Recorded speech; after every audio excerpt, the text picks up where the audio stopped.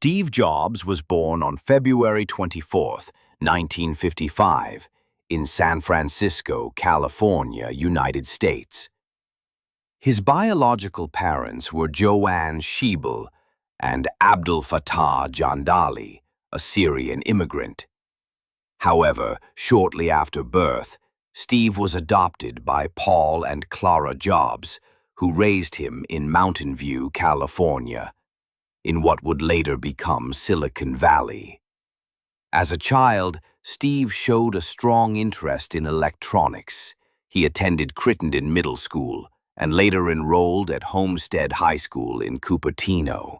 It was there he met future Apple co-founder Steve Wozniak, which would eventually change tech history forever. After graduating from high school, Steve Jobs enrolled at Reed College in Portland, Oregon in 1972, but he quickly realized traditional education wasn't for him.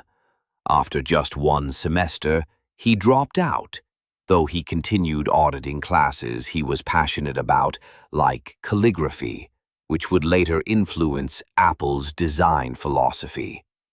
During this time, Jobs experimented with Eastern spirituality, lived in communes, and even traveled to India in 1974 in search of enlightenment.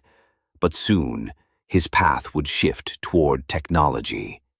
In 1976, at the age of just 21, Steve Jobs teamed up with his high school friend and engineering genius Steve Wozniak.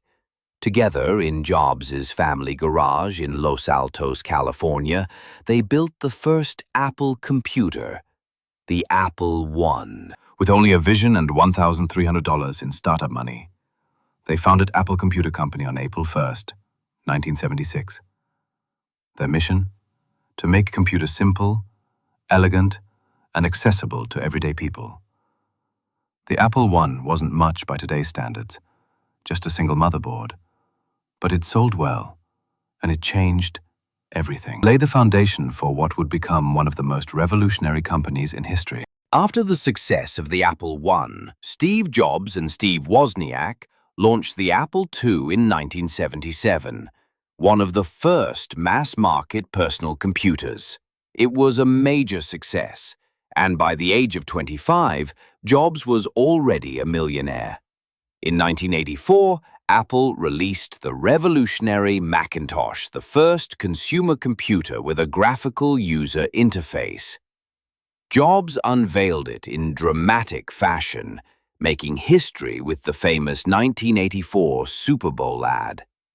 But behind the scenes, trouble was brewing. Jobs' intense personality and visionary but demanding leadership style clashed with Apple's board. In 1985, after a power struggle with then-CEO John Sculley, Steve Jobs was forced out of the company he co-founded.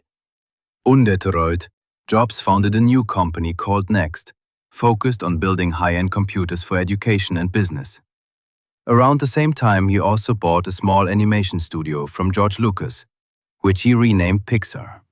Pixar would go on to make history with Toy Story in 1995, and Jobs became a billionaire. Meanwhile, Apple struggled without him. By 1996, Apple was near collapse. In a twist of fate, Apple acquired NeXT, and just like that, Steve Jobs returned to Apple in 1997.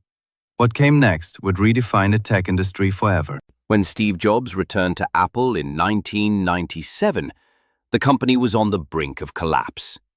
But with his vision and laser focus, he began one of the greatest turnarounds in business history.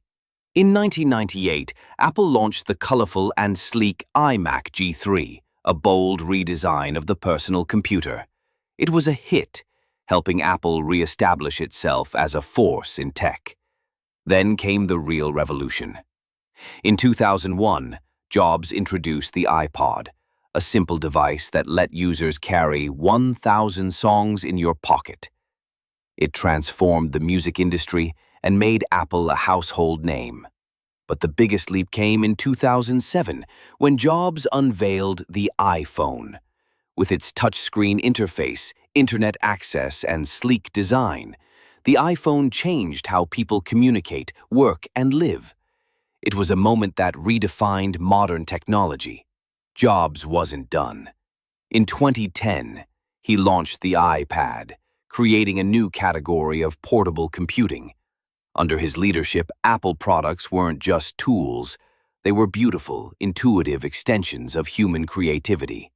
These innovations turned Apple into one of the world's most valuable companies, and Jobs into a global icon of innovation. In 2003, Steve Jobs was diagnosed with a rare form of pancreatic cancer. For years, he fought the illness privately while continuing to lead Apple through some of its most groundbreaking innovations. Despite undergoing surgery and stepping down temporarily, his health continued to decline. On October 5, 2011, Steve Jobs passed away at the age of 56. His death was mourned worldwide, but his vision lives on. Jobs didn't just build products, he built a philosophy that technology should serve humanity, that design matters, and that those crazy enough to think they can change the world are the ones who do. Steve Jobs' legacy continues to shape the world we live in, through every iPhone, iPad, and creative mind he inspired.